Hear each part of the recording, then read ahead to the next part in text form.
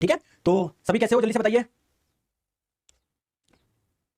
ठीक है, बढ़िया है। आपको कुछ भी अलग से पढ़ने की जरूरत नहीं है। आप लोगों का कोई भी एग्जाम हो, सब कुछ इस कोर्स में कंप्लीट हो जाएगा। बस आप लोगों को पढ़ना है, रिवीजन करना है और कुछ भी नहीं करना। ठीक है, तो चलिए स्टार्ट करते हैं पार्ट नंबर 3। तो पहले तो हम लोग बात करते हैं कि साउंड की स्पीड। भाई कोई ना कोई तो स्पीड होती होगी ना। सॉलिड जैसे मान लो एयर में कुछ होगी, है ना, स्टील में कुछ होगी, या किसी गैस में कुछ होगी, पानी में कुछ होगी। ठीक है, तो समझ में आ गया। तो किसी ना किसी मीडियम में साउंड की कोई ना कोई स्पीड तो होगी। तो जैसे मान लेते हैं वायु में जो साउंड की स्पीड है वो कितनी है, 344 मीटर पर सेकंड है। अब साउंड की स्पीड और कैसे चेंज हो सकती है। जैसे मान लो कभी मान लो धूप है, गर्मी है, तो क्या साउंड की स्पीड ज्यादा होगी कम होगी। मान लो बरसात आ रही है तो ज्यादा होगी कम होगी। कहीं पर उमस है तो ज्यादा होगी कम होगी। तो बहुत सारी चीजें हैं जिस पे साउंड की स्पीड डिपेंड करती है। तो वही हम लोग देखने वाले कि मेजरली किन चीजों पे डिपेंड करेगी। सर क्लास में एनसीईआरटी 9 और 10 का भी कंप्लीट हो गया, सब कुछ होगा। प्रशांत कुमार जी पढ़ तो लो यार, बेवकूफी जैसे कमेंट करते रहते हो, पढ़ाई तो करते हो। कल भी क्लास में एक ही कमेंट कर रहे थे। सब कुछ कवर होगा, कुछ अलग से नहीं पढ़ना है।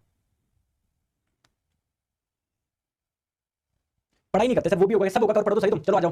तो पहली इंपॉर्टेंट चीज है किस पे डिपेंड करता है। एक तो टेंपरेचर पे साउंड की स्पीड डिपेंड करती है, मतलब टेंपरेचर चेंज करोगे साउंड की स्पीड चेंज होगी। दूसरी इंपॉर्टेंट चीज क्या है, डेंसिटी पे साउंड की स्पीड निर्भर करती है ना। डेंसिटी अगर चेंज होगी तो साउंड की स्पीड चेंज होगी। और तीसरी इंपॉर्टेंट चीज है ह्यूमिडिटी, जिसे आप लोग हिंदी में बोलते हैं आर्द्रता। कहानी क्लियर है क्या। तो इन चीजों तीनों चीजों पे साउंड की स्पीड क्या करेगी, डिपेंड करेगी। तो सबसे पहले हम लोग बात करते हैं सर टेंपरेचर पे किस प्रकार साउंड की स्पीड डिपेंड करती है। आप लोग मुझे छोटी सी बात बताइए। चलो मैंने आप लोगों को बोला ये लोहे की रॉड है, आयरन की रॉड है, क्लियर है। आप मान लीजिए आपने यहां पर कान लगा रखा है, मैंने यहां पर कुछ टच किया तो साउंड होगा वो एक एंड से दूसरे एंड पर जाएगा या नहीं जाएगा, मतलब साउंड की कोई ना कोई स्पीड होगी। अब दोस्तों ये जो लोहे का टुकड़ा है, अभी मान लीजिए इसका टेंपरेचर कितना था, 20 डिग्री सेल्सियस। मान लीजिए मैंने थोड़ा सा टेंपरेचर बढ़ाया, 20 की जगह कितना करा मैंने, 20 की जगह करा 22 करा। तो आप मुझे बताइए साउंड की स्पीड क्या होनी चाहिए, मतलब ज्यादा होगी पहले से या कम होगी या कोई प्रभाव नहीं पड़ेगा।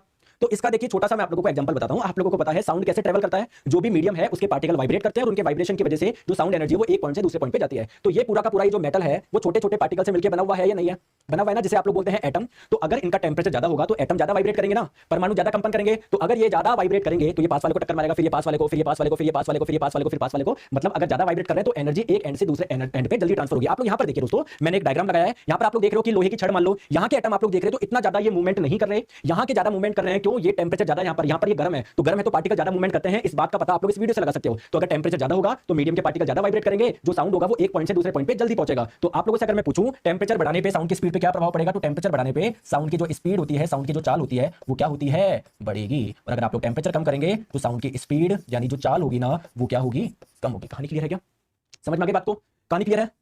ठीक है, तो आप लोग यहां पर देख पा रहे हो कि जैसे अगर मैं बात करूं कि ये तो डायग्राम इररिलेवेंट लग गया, बट आप लोगों को पता है टेंपरेचर बढ़ने पे साउंड की स्पीड क्या होगी, बढ़ेगी। ठीक है, चलिए आगे हम लोग बात करते हैं दूसरी इंपॉर्टेंट चीज। अरे कहां गया डायग्राम, ये रहा।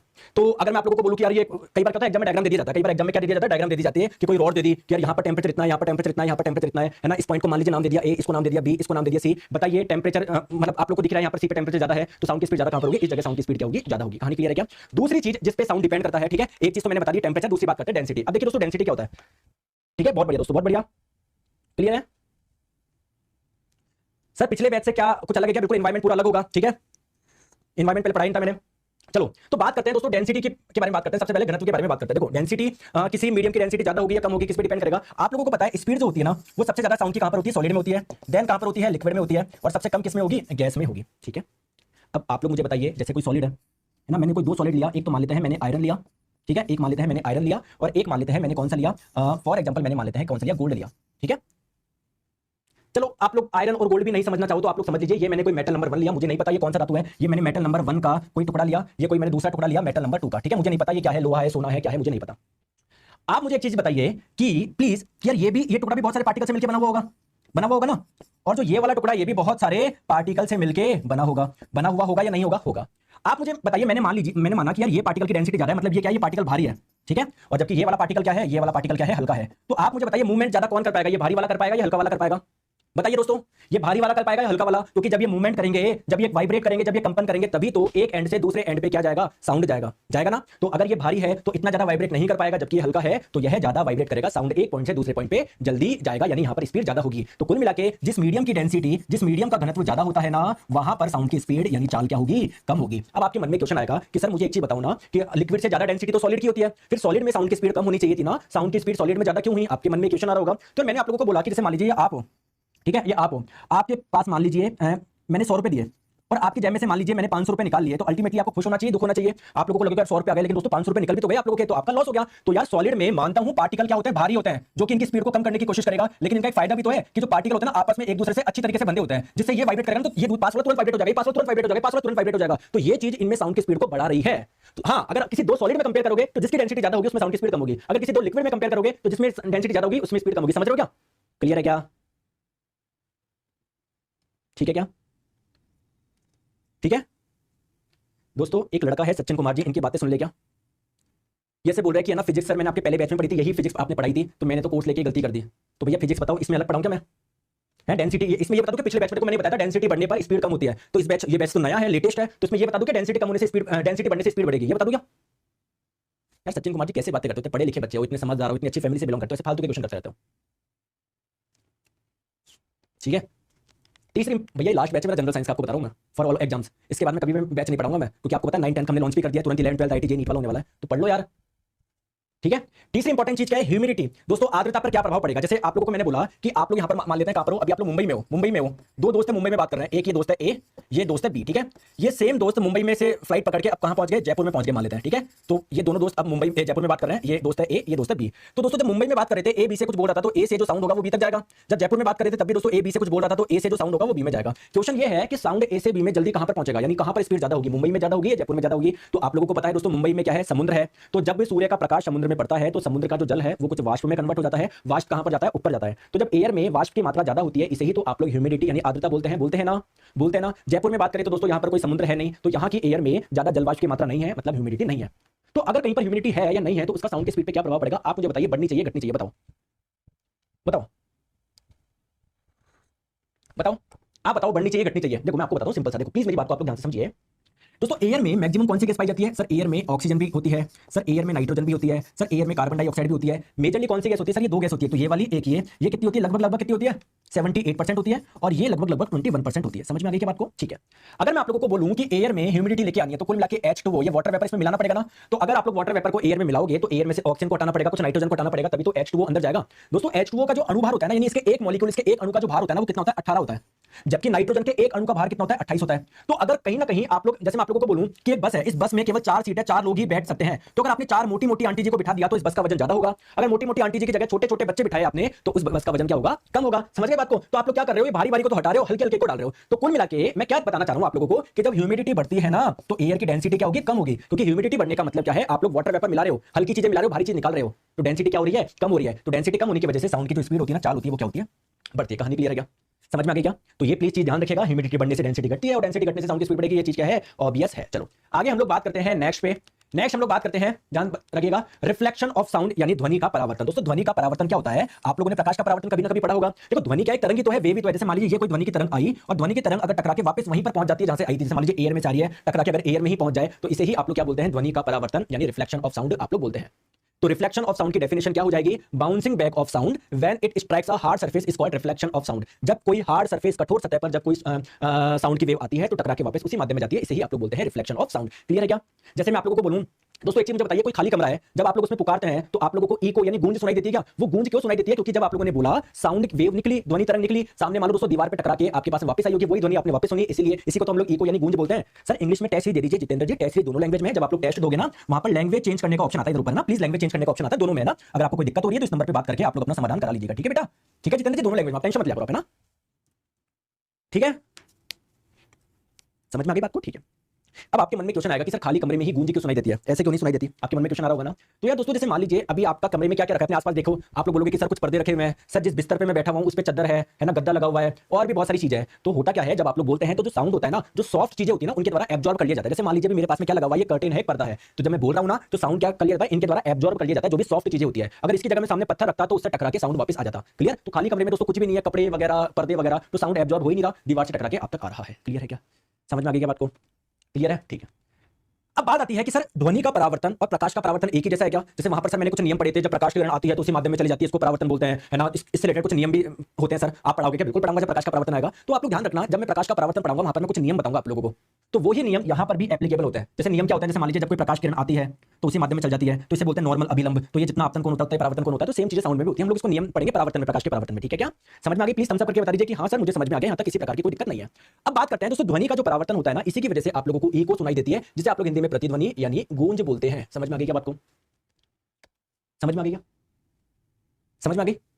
अब सर कैसे? देखो इसकी पूरी मैं कैलकुलेशन आपको करके बताऊंगा। दोस्तों एक चीज आपको ध्यान रखिएगा, आपके कान में कोई भी साउंड आता है ना, जैसे मैंने कुछ बोला ओए, तो इस ओए का इफेक्ट आपके कान में कब तक रहेगा? तो कोई भी साउंड हम लोग सुनते हैं ना, तो इसका इफेक्ट हमारे कान में कितने समय के लिए रहता है? 0.1 सेकंड के लिए रहता है। कितने समय के लिए रहता है? 0.1 सेकंड के लिए रहता है। तो आपने देखिए दोस्तों, आपने कुछ साउंड बोला, कुछ साउंड निकला, अगर वो साउंड 0.1 सेकंड में आप तक आ जाएगा तो इसको आप लोग इको, गूंज बोलेंगे। मतलब अगर गूंज आप लोग सुनना चाहते हो, वही साउंड वापस सुनना चाहते हो, तो वो साउंड कहीं से टकरा के 0.1 सेकंड में आप तक आना चाहिए, तब तो उसको आप लोग इको यानी गूंज बोलेंगे। तो सर इसके लिए क्या कंडीशन है, अभी मैं आप लोगों को बताता हूं, टेंशन ना लीजिए। देखो ठीक है, लेकिन हम ध्वनि की गूंज तब तक नहीं सुन सकते तब तक कि वह परावर्तित ना हो। ऑब्वियसली बात है, जो ध्वनि आप लोग की निकली अगर कहीं पर टकरा के वापस नहीं आएगी, अगर उसका परावर्तन नहीं होगा तो आप लोग उसको सुन पाओगे क्या? गूंज सुनाई दोगे? नहीं सुन पाओगे। तो कुल मिला के बात है, ध्वनि के तरंगों का परावर्तन होना चाहिए, और जब परावर्तन होगा वापस आएगी तो इससे इसी चीज को आप लोग क्या बोलते हो? इको बोलते हो। हिंदी में आप लोग क्या बोलते हो? इसे गूंज बोलते हो। ठीक है, क्लियर है क्या? ठीक है, चलो आगे हम लोग बात करते हैं। अब फॉर्मूला निकालते हैं, इको गूंज का फॉर्मूला क्या है ना? जैसे मैं इसके सिंपल सी कैलकुलेशन करता हूं। जैसे मान लेते हैं दोस्तों, आप यहां पर हो, ये सामने मान लीजिए कोई बहुत बड़ी दीवार है, तो जब आप लोग बोलेंगे तो साउंड प्रोड्यूस होगा, साउंड जाएगा और टकरा के वापस आपके पास में आएगा ना? तो अगर मैं आप लोगों को बोलूं कि अगर आप लोग सुनना चाहते हो गूंज यानी इको, तो आपके बीच में और इस वॉल के बीच में कितनी डिस्टेंस होनी चाहिए? क्वेश्चन ये है कि कितनी डिस्टेंस होनी चाहिए। तो देखो, साउंड की जो स्पीड होती है ना एयर में, वो लगभग कितनी होती है? 344 मीटर पर सेकंड होती है। ठीक है क्या? तो अगर मान लेता हूं मैं आपके बीच में और दीवार के बीच में है ना, ये जो दूरी है वो कितनी है? x है। तो आप लोग अगर गूंज सुनना चाहते हो तो ये जो साउंड वेव्स होगी इनको वापस जाके वापस आना पड़ेगा। ये टोटल कितनी दूरी तय करनी पड़ेगी? 2x दूरी तय करनी पड़ेगी। और कितने समय में आना पड़ेगा? 0.1 सेकंड में आना पड़ेगा दोस्तों, तभी तो मजा आएगा। तो आप लोगों को पता है स्पीड बराबर होता है डिस्टेंस अपॉन टाइम। स्पीड कितनी होती है? 4 344 होती है। डिस्टेंस कितनी है? यहां पर गया x प्लस x 2x, कितने टाइम में? 0.1 सेकंड में। तो x का मान बताइए। तो x का मान हो जाएगा 34.4/2। ये किसके बराबर हो जाएगा? 17.2 मीटर। तो ध्यान रखिए, अगर आप लोग इको यानी गूंज सुनना चाहते हैं तो आपके और दीवार के बीच में 17.2 मीटर क्या होना चाहिए? डिस्टेंस होनी चाहिए। ठीक है, कितना होना चाहिए? 17.2। देखो मैंने कैलकुलेशन करके बता दी कैसे होगा। यहां पर मैंने आप लोगों को लिख भी दिया, जिससे आप लोगों को पीडीएफ में भी ये चीज आप लोगों को मिल जाएगी। ठीक है, चलिए आगे चलिए। तो मिनिमम कितनी डिस्टेंस होनी चाहिए? 17। राहुल, सुमन, सुभद्रा। सर एनसीईआरटी 10 9 क्लास की अगर पीडीएफ चाहिए हो तो कहां पर मिलेगी? क्लास की बुक की बात कर रहे हो क्या? एनसीईआरटी की वेबसाइट पे जाइएगा, वहां पर क्लास सेलेक्ट कर लेगा, आपको 6th 11th 12th जो भी सब्जेक्ट की पीडीएफ चाहिए वहां पर आपको मिल जाएगी। इन नोट्स की पीडीएफ आपको कहां पर मिलेगी? जब क्लास खत्म होगी उसके बाद में मिल जाएगी आपको। ठीक है, आ जाओ नेक्स्ट हम लोग बात करते हैं। अब सर रिफ्लेक्शन ऑफ साउंड के यूजेस कहां पर होते हैं? एप्लीकेशन बताओ। तो आप लोगों को मैं बता दूं, लाउड स्पीकर होता है ना, वो इसी पे कार्य करता है। कैसे? मैं आपको बताता हूं। देखो, जब आप लोग कुछ बोलते हो ना तो साउंड ऐसे जाता है, तो टकरा के वापस इसी में लौट जाता है। इसी को तो बोलते हो परावर्तन आप लोग। ठीक है, तो ये बार बार ऐसे जाएगा ना, तो बार बार परावर्तन हो रहा है, मतलब गूंज इसको बोलते हैं आप लोग है ना। तीसरी इंपॉर्टेंट चीज क्या है? आप लोग रिफ्लेक्शन ऑफ साउंड के मैं बता रहा हूं एप्लीकेशन ना, रिफ्लेक्शन ऑफ साउंड के, इको के नहीं, रिफ्लेक्शन ऑफ साउंड के। तो आप लोग देखो, जब ये ध्वनि की तरंग गई टकरा के वापस आ गई, इसी को ध्वनि का परावर्तन बोलेंगे। गई वापस आ गई, इसी को परावर्तन बोलेंगे। तो बार बार क्या हो रहा है? रिफ्लेक्शन हो रहा है। लाउड स्पीकर में यही होता है दोस्तों। जो स्टेटोस्कोप होता है ना, डॉक्टर क्या करते हैं? स्टेटोस्कोप से इन दोनों को अपने कान में लगाते हैं। ये लगाते हैं आप लोगों के हार्ट पे। क्यों? क्योंकि आपका हार्ट कॉन्ट्रैक्ट रिलैक्स करता है और इस दौरान आवाज आती है लब डब की। ठीक है, और इस लब डब की आवाज को सुनने के लिए डॉक्टर स्टेटोस्कोप का इस्तेमाल करते हैं। तो होता क्या है दोस्तों, जब साउंड आपके हार्ट से इसमें आएगा ना, तो साउंड वेव टकरा के वापस इसमें आ जाएगी। इसको बोलते हैं रिफ्लेक्शन। फिर वापस होगा, फिर वापस, फिर वापस, फिर वापस, फिर वापस, बार बार रिफ्लेक्शन होगा, बार बार रिफ्लेक्शन। ओके, डॉक्टर के कानों तक वो साउंड जाएगा। क्लियर है दोस्तों? क्लियर है क्या? बोल दिया करो ना यार, बोलते नहीं हो ना आप। चलिए आगे चलते हैं, आगे नेक्स्ट पे चलिए। तो स्टेथोस्कोप जो होता है ना, वो जो छोटा साउंड होता है ना, मतलब बहुत कम आवाज आती है, ऑब्वियसली बात है, धक धक की आवाज आती है, तेज थोड़ी लब डब की, तो उसको एम्पलीफाई कर देता है। एम्पलीफाई का मतलब क्या? उसका एम्पलीट्यूड बढ़ाता है, जिससे वो साउंड आप लोगों को ज्यादा सुनाई दे। ठीक है क्या? ठीक है, नेक्स्ट क्वेश्चन। नेक्स्ट बात करते हैं और कहां पर यूज होता है। देखिए, आप लोगों ने देखा होगा दोस्तों, कॉन्सर्ट जो हॉल होता है ना, जैसे मान लीजिए यहां पर कोई परफॉर्मेंस चल रहा है, आप यहां पर बैठे हो, यहां पर बैठे हो, यहां पर बैठे हो, यहां पर बैठे हो, यहां पर, तो देखो इसकी जो वॉल होती है आप लोग देखना, कुछ ऐसी बनाई जाएगी, ऐसे कर्व बनाई जाएगी। क्यों? जिससे साउंड यहां पर जाके वापस टकरा के नीचे आ जाए, परावर्तन हो साउंड का, टकरा के वापस जाए। इसलिए इस प्रकार से इसकी क्या बनाई जाती है? सीलिंग बनाई जाती है, जिससे ध्वनि का परावर्तन बार बार होकर वो नीचे की ओर आते रहे, अलग अलग नीचे जो भी क्राउड बैठा है उनको सुनाई दिया जाए। ठीक है क्या? ठीक है, नेक्स्ट हम लोग बात करते हैं एक इंपॉर्टेंट चीज, जो सोनार होता है ना, वहां पर भी रिफ्लेक्शन ऑफ साउंड का इस्तेमाल हो रहा है। सोनार क्या होता है मैं आप लोगों को यहां पर अच्छे से समझा रहा हूं दोस्तों। जो शिप होता है ना, इसके नीचे एक डिवाइस लगती है जिसका नाम है सोनार। इस सोनार की फुल फॉर्म काफी बार पूछी जा चुकी है। इसकी फुल फॉर्म होती है sound navigation, sound navigation and ranging. समझ में आ गई क्या? क्लियर है क्या? समझ में आ गई? अब होता क्या है, इस सोनार से निकलता है ध्वनि तरंगे। ठीक है, कौन सी ध्वनि तरंग निकलती है? अल्ट्रासाउंड। अल्ट्रासाउंड कौन सी ध्वनि तरंग होती है दोस्तों? जिनकी फ्रीक्वेंसी 20,000 हर्ट्ज से भी अधिक होती है। अब मान लीजिए नीचे कोई बहुत बड़ा पत्थर है, उसकी लोकेशन ये बता देगा क्या? बिल्कुल बता देगा। तो कैसे बताएगा दोस्तों? जब ध्वनि इसमें जाएगी तो टकरा के वापस आएगी, यानी परावर्तन होगा। तो ये देख लिया जाएगा कि यार वो ध्वनि तरंग जो हमने भेजी थी वो कितने समय में आई, तो टाइम पता पड़ जाएगा दोस्तों। पानी में जो साउंड की स्पीड होती है वो हमको पता ही होता है, तो इससे हम लोगों को पता पड़ जाएगा कितनी दूरी पर जाके आई है। तो इससे आप लोग क्या निकाल पाओगे? इससे आप लोग ये निकाल पाओगे, इसकी गहराई निकाल पाओगे। तो यहाँ पर भी किसका इस्तेमाल हो रहा है दोस्तों? ध्वनि का परावर्तन का ही तो इस्तेमाल हो रहा है। ठीक है, तो इस टेक्नोलॉजी को हम लोग बोलते हैं सोनार, जिसकी फुल फॉर्म होती है साउंड नेविगेशन एंड रेंजिंग। समझ में आ गई दोस्तों बात को? बहुत बढ़िया। नेक्स्ट हम लोग बात करते हैं, अब आती है सर रिवर्बरेशन किसे बोलते हैं? इसको दोस्तों हम लोग बोलेंगे रिवर्बरेशन को, गूंज नहीं बोलेंगे। इसके लिए सही वर्ड जो है ना वो है अनुरणन, है ना। हिंदी में इसके लिए जो वर्ड इस्तेमाल किया जाता है वो किया जाता है अनुरणन। अब ये क्या होता है? कौन बताएगा मुझे रिवर्बरेशन? देखो दोस्तों, आप लोग मुझे बताइए, जैसे कोई हॉल है ना, कोई हॉल है, उसमें मान लीजिए अभी बहुत सारा कोई डीजे वाला प्रोग्राम हुआ, 4-5 घंटे का डीजे बज रहा था। अब वो हॉल खाली हो गया ना, मतलब जो भी उसमें अंदर लोग आए हुए थे बाहर चले गए। अब जैसे आप लोग हॉल में जाके देखते हो, आपको लगता है कि क्या कोई साउंड अभी भी है इसमें? ऐसा लगता है कि आपको बताऊं, ऐसा लगता है कि इफेक्ट यार, बताओ आपको लगता है कि इफेक्ट? अरे इफेक्ट लगता है क्या? दोस्तों होता क्या है, इसी को हम लोग बोलते हैं रिवर्बरेशन। देखिए रिवर्बरेशन क्या होता है, जैसे मान लीजिए एक लड़का है, ये क्या कर रहा था, ये गाना गा रहा था, तो इससे को साउंड निकला, वो टकरा के इधर गया, इधर गया, इधर गया, इधर गया, फिर यहां से को साउंड निकला, टकरा के इधर। तो दोस्तों अगर ध्वनि तरंगों का बार बार रिफ्लेक्शन होता रहता है, बार बार परावर्तन होता रहता है, तो इसे ही हम लोग बोलते हैं रिवर्बरेशन। तो रिवर्बरेशन क्या है, it is the persistence of sound. Persistence का मतलब क्या, साउंड का बने रहना। क्यों बना हुआ है साउंड वहां पर, क्यों यार, क्योंकि अंदर साउंड वेव बार बार टकरा के बार बार परावर्तन हो रहा है, अभी हॉल के अंदर है, तो इसी को आप लोग बोलते हैं रिवर्बरेशन यानी अनुरणन। जैसे मैंने आप लोगों को बोला है ना, देखो इको तो क्या होगा, गूंज किसको बोलेंगे, हेलो, फिर हेलो सुनाई दिया, हेलो सुनाई दिया, हेलो सुनाई दिया। और रिवर्बरेशन किसको बोलेंगे, हेलो। आपको लगेगा कि यार साउंड में अभी भी हेलो बज रहा है, अभी भी परसिस्टेंस है साउंड का, अभी भी इफेक्ट है, तो ये है आप लोग का रिवर्बरेशन। ओके दोस्तों, ठीक है, तो आई होप आप लोगों को ये चीज समझ में आई होगी, रिवर्बरेशन क्या होता है और इको क्या होता है। चलिए आगे, चलिए चलिए आगे आ जाओ दोस्तों। नेक्स्ट हम लोग बात करते हैं डॉपलर इफेक्ट। ये डॉपलर इफेक्ट क्या होता है, बहुत सिंपल कॉन्सेप्ट और बहुत इंटरेस्टिंग भी है दोस्तों। क्या कभी आप लोगों ने सुना देखा है कि जैसे मान लीजिए आप लोग रोड पे खड़े हो, ठीक है सर, इको में क्रॉस कर समझने में नहीं आ रहा, क्रॉस कर, क्रॉस कर क्या होता है, देखो समझो मैं क्या बोलना चाह रहा हूं, प्लीज एक बार मेरी बात समझिए आकाश जी, है ना, एक बार समझिए मैं क्या समझाना चाह रहा हूं। जैसे मान लीजिए आप लोग सड़क किनारे खड़े हो, आपके वहां से कोई बाइक वाला जा रहा है, तो आपने उसकी साउंड में चेंज सुनाई दी, एक तो चेंज सुनाई दे, चेंज का आप लोगों को एहसास होता है कि जब आपकी तरफ आ रहा है तब उसका साउंड अलग है, जैसे ही आपको पास किया उसका साउंड अलग है। बताऊं ऐसे साउंड आता है क्या, जब वो आ रहा है, देखो जब आपकी तरफ आ रहा है, देखो जब गया कैसा साउंड है, ऐसा होता है क्या, देखो जब आपकी तरफ आ रहा है और जब आपसे जा रहा है तब क्या आपको ऐसा साउंड सुनाई देता है क्या, देखो हो रहा है कैसा, ऐसा होता है क्या। तो दोस्तों इसे ही हम लोग बोलते हैं डॉपलर इफेक्ट। डॉपलर इफेक्ट होता क्या है, देखो आप मुझे एक चीज बताओ दोस्तों, अगर साउंड की फ्रीक्वेंसी चेंज होगी तो साउंड का क्या पिच भी चेंज होगा क्या, क्योंकि आप लोगों को पता है पिच किस पे निर्भर करता है, फ्रीक्वेंसी पे निर्भर करता है। तो साउंड की पिच अगर ज्यादा तो आवाज पतली, साउंड की पिच कम तो आवाज मोटी, है ना। तो कुल मिला के जब दोस्तों कोई सोर्स है जहां से साउंड प्रोड्यूस हो रहा है, जैसे मान लीजिए बाइक है, वहां से साउंड प्रोड्यूस हो रहा है ना, तो जब सोर्स वो है, आप एक ऑब्जर्वर हो, आप सुन रहे हो, तो जब सोर्स आपके पास में आता है या आप सोर्स के पास में जाते हो या सोर्स और ऑब्जर्वर के बीच में कुछ मोशन होता है ना, तो ऑब्जर्वर को उस फ्रीक्वेंसी की ध्वनि नहीं सुनाई देती जो एक्चुअल फ्रीक्वेंसी होती है, उससे कुछ कम या ज्यादा सुनाई देती है। इसी इफेक्ट को हम लोग बोलते हैं डॉपलर इफेक्ट और हिंदी में डॉपलर प्रभाव। समझ में आ गया क्या, क्लियर है क्या, आई या नहीं आई, अरे आया या नहीं आया, आ गया क्या, तो आ जाइए हम लोग समझते हैं, प्लीज मेरी बात को समझिए। यहां पर आप लोग देखो, जैसे मान लीजिए ये कोई एक लड़का है ना, एक लड़की यहां पर खड़ी है, तो कोई एम्बुलेंस है जो इस लड़के की तरफ आ रही है और लड़की से दूर जा रही है, तो यार इस एम्बुलेंस में जो साउंड प्रोड्यूस हो रहा है ऑब्वियसली बात है साउंड वेव के रूप में चलता है और हर साउंड की कोई ना कोई फ्रीक्वेंसी होती है। तो चलिए इसकी फ्रीक्वेंसी हम लोग मान लेते हैं 100 हर्ट्ज फ्रीक्वेंसी का साउंड ये प्रोड्यूस कर रहा था। बट होता क्या है, जब ऑब्जर्वर जो होता है ना, अगर सोर्स इसकी तरफ आता है तो उसको ज्यादा फ्रीक्वेंसी का साउंड सुनाई देता है, 100 की जगह मान लो 110, 150, 160। अगर हम लोग बात करें लड़की की, तो लड़की से दोस्तों क्या जा रहा है, दूर जा रहा है, तो लड़की को क्या करेगा, लो फ्रीक्वेंसी का साउंड सुनाई देगा। तो इसी इफेक्ट को हम लोग बोलते हैं डॉपलर इफेक्ट। क्लियर है क्या, ठीक है, इसको मैं समझाता हूं, आप लोग इसको इस तरीके से समझो। देखो प्लीज, जैसे मान लो ये सोर्स था, ये ऑब्जर्वर है, आप कुछ भी मत देखो, मैं आप लोगों को क्या चीज बताना चाह रहा हूं वो आप लोग देखो। जैसे मान लीजिए कोई ध्वनि, ये ध्वनि तरंगे निकाल रहा है मान लो ऐसे, तो इसको क्या बोल दो, वेवलेंथ बोल दो, इसको क्या बोल दो, वेवलेंथ बोल दो। तो जब भी आपके पास में आ रहा है वेवलेंथ कम हो रही है, ज्यादा हो रही है, जब आपके पास में आ रहा है वेवलेंथ कम हो रही है, प्लीज ध्यान से आप लोग समझना मैं क्या बोलना चाह रहा हूं। जब भी आपके पास में आ रहा है इसको कम वेवलेंथ वाला साउंड आ रहा है, इसके पास में कम वेवलेंथ वाला साउंड आ रहा है, ठीक है। जब यहां से दूर जा रहा है तो यहां वाले को ज्यादा वेवलेंथ वाला साउंड सुनाई दे रहा है, ज्यादा वेवलेंथ वाला, देखो यहां पर गैप ज्यादा है जबकि यहां पर गैप कम आ रहा है। तो कुल मिला के आप लोग देख पा रहे हो, जब साउंड का सोर्स जो होता है ना वो ऑब्जर्वर के पास में, ऑब्जर्वर से दूर जाता है ना, तो वेवलेंथ में भी चेंज आ रहा है, फ्रीक्वेंसी में भी चेंज आ रहा है, ठीक है। आइए मैं इसको पूरा कॉन्सेप्ट समझाता हूं जिससे आपको कभी भी जीवन में रटने की जरूरत नहीं पड़े। दोस्तों ये नासा की वेबसाइट पे एक बहुत बढ़िया स्लाइड दी हुई है, इसी से हम लोग पूरा समझ लेंगे। देखो ये एक मान लीजिए एक बेल है, इस बेल से क्या हो रहा है, साउंड प्रोड्यूस हो रहा है, और ये क्या है, एक मूविंग बेल है। मूविंग बेल का मतलब क्या है, ये जो बेल है वो मूव कर रही है, इधर जा रही है और या इधर जाएगी, मूव कर सकती है, गति कर सकती है, ठीक है। दोस्तों मान लीजिए इससे जो साउंड प्रोड्यूस हो रहा है उसकी कोई ना कोई क्या है, स्पीड है। साउंड की जो स्पीड है वो मान लेते हैं कितना है, 344 मीटर पर सेकंड। मान ले, कोई दिक्कत है क्या, नहीं है सर। अब मान लीजिए इधर जो लड़का है उसका नाम है गोलू और इधर जो लड़का है उसका नाम है मोलू। तो आप लोग मुझे बताइए ये जो घंटी है वो किसकी तरफ जा रही है, गोलू की तरफ जा रही है, मोलू की तरफ। तो सर गोलू की तरफ जा रही है और मोलू से दूर जा रही है। क्या मैं सही बोल रहा हूं क्या, अरे क्या मैं सही बोल रहा हूं क्या, बोलते नहीं हो ना तुम यार। आप मुझे बताइए गोलू के पास में किस स्पीड से साउंड पहुंचेगा, 344 से पहुंचेगा, 344 से कम ज्यादा से। दोस्तों साउंड की स्पीड चेंज नहीं होगी, चाहे गोलू के लिए चाहे मोलू के लिए। साउंड की स्पीड किस पे डिपेंड करती है, मीडियम पे करती है। ऐसे थोड़ी एयर की जगह बीच में हमने पानी डाल दिया या टेंपरेचर बढ़ा दिया, डेंसिटी बढ़ा दी, ह्यूमिडिटी चेंज कर दी, तो साउंड की स्पीड चेंज होगी।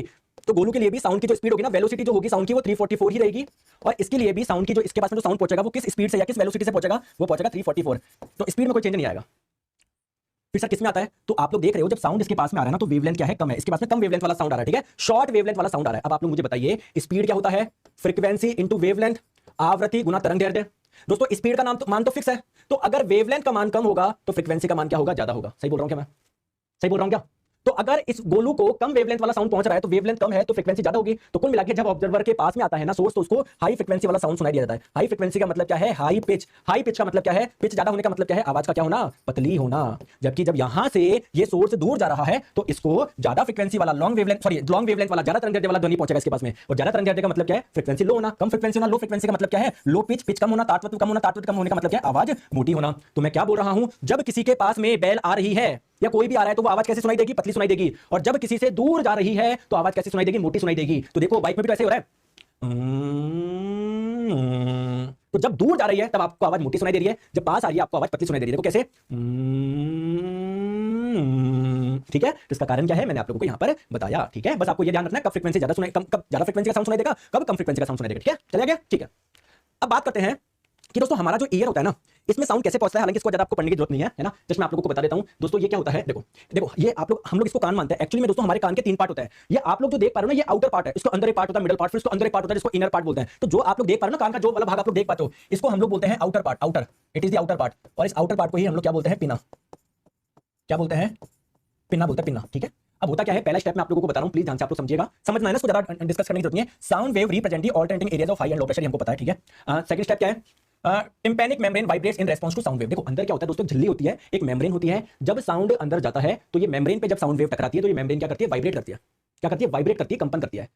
Then vibrations are amplified across ossicle. दोस्तों यहां पर कुछ छोटी छोटी हड्डियां होती है आपके मिडल वाले पार्ट में, जिसको हम लोग बायोलॉजी में पढ़ेंगे ना, हड्डियों का नाम क्या है एक्चुअली में। एक होता है आप लोग स्टेपिस होता है ना, एक होता है एनविल वगैरह। तो अभी हड्डियों के बारे में नहीं समझना, बस आप लोग को समझना है यहां पर कुछ हड्डियां होती है जो क्या करती है, वाइब्रेशन को एम्पलीफाई करती है। एम्पलीफाई करने का मतलब क्या है, उसका एम्पलीट्यूड चेंज करना, उसका आयाम चेंज करना, ठीक है। फिर दोस्तों फोर्थ स्टेप में क्या होगा, vibration against Oval window setup standing fluid. इधर एक फ्लूइड होता है, तो फ्लूइड में से वाइब्रेशन आपके ब्रेन तक जाता है, कुछ इस प्रकार का प्रोसेस रहता है। तो कुल मिला के बस आप लोगों से क्या पूछा जाता है, अगर आप लोगों से पूछा जाए कि आपके कान का कौन सा भाग है जो वाइब्रेशन को एम्पलीफाई करता है, यानी वाइब्रेशन का एम्पलीट्यूड चेंज करता है, आयाम चेंज करता है, तो आप लोग बोलोगे हमारे मिडल ईयर में, मध्य कान में कुछ हड्डियां पाई जाती है जिसे आप लोग बोलते हो ऑसिकल। तो ये वो कार्य करती है। चलो आ जाओ नेक्स्ट एंड द लास्ट सब टॉपिक ऑफ साउंड। 3 दिन हो गए, आज आपका फाइनली साउंड पूरा कंप्लीट हो जाएगा।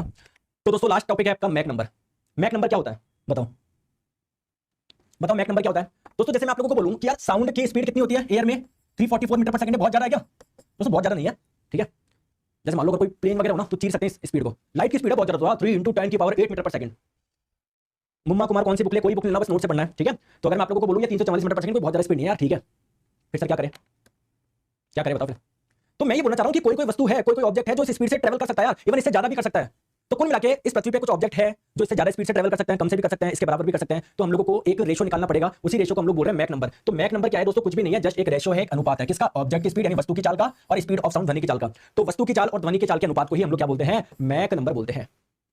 जैसे दोस्तों जब कोई ऑब्जेक्ट, जब कोई वस्तु की स्पीड साउंड की स्पीड के बराबर होगी, जैसे साउंड की स्पीड होती है 344, अगर वस्तु की स्पीड भी 344 हो तो 344/344 क्या होगा, 1 होगा। तो जब मैक नंबर 1 होता है ना, इसको आप लोग बोलते हो ट्रांसोनिक। मतलब अगर किसी ऑब्जेक्ट की स्पीड, अगर कोई मैं बोलूं इस ऑब्जेक्ट का मैक नंबर 1 है, तो आप लोग क्या बोलोगे, वो ट्रांसोनिक स्पीड से मूव कर रहा है, यानी स्पीड ऑफ साउंड से मूव कर रहा है। दोस्तों मान लेते हैं अगर किसी की स्पीड ऑब्जेक्ट ये साउंड की स्पीड से कम है, तो जैसे मान लो साउंड की स्पीड है 344, किसी वस्तु की स्पीड मान लो 100 है, तो रेशियो 1 से कम आएगा ना, तो जब मैक नंबर 1 से कम आता है ना, तो उसको बोलते हैं सबसोनिक स्पीड। दोस्तों अगर कोई साउंड की स्पीड से ज्यादा की स्पीड में मोशन कर रहा है तो मैक नंबर 1 से ज्यादा होगा, उसको हम लोग क्या बोलेंगे, सुपरसोनिक। अगर कोई साउंड की स्पीड से भी 5 गुना से भी ज्यादा पे गति कर रहा है, अगर मैक नंबर 5 से भी ज्यादा किसी के लिए, तो हम लोग बोलेंगे उसकी स्पीड हाइपरसोनिक। और दोस्तों जब कोई इस स्पीड से गति करता है ना, इस स्पीड से हाइपरसोनिक से, साउंड की स्पीड से भी 5 गुना स्पीड पे, तो दोस्तों उससे कुछ है ना वॉइस निकलती है, कुछ नॉइज निकलती है, इसे आप लोग क्या बोलते हैं, सोनिक बूम बोलते हैं। क्लियर है क्या? क्लियर है क्या? ठीक है। प्रभात कुमार जी बोल रहे लेवल बढ़कर पढ़ाए सर, तो बताओ इससे बड़ा लेवल क्या होगा। आप तो मुझे बता दो कि सर ये पढ़ाऊं तो मैं तो वो पढ़ा दूंगा। मेरे हिसाब से तो साउंड में मैंने कोई भी चीज नहीं छोड़ी जो आपकी जनरल साइंस में आती है। एक छोटी चीज बता दो आपकी जानकारी के लिए, डॉपलर इफेक्ट है नहीं आपके 10 तक के में, ये आप लोगों को क्या था 11वीं क्लास में, फिर भी मैंने पढ़ा दिया, ठीक है। समझ में आ गई बात को। तो ये फिजिक्स का साउंड पहला चैप्टर कंप्लीट हुआ। अच्छे से आप लोग इसको रिवीजन करिए। कल हम लोग पढ़ेंगे अपना नेक्स्ट चैप्टर जिसका नाम क्या होगा,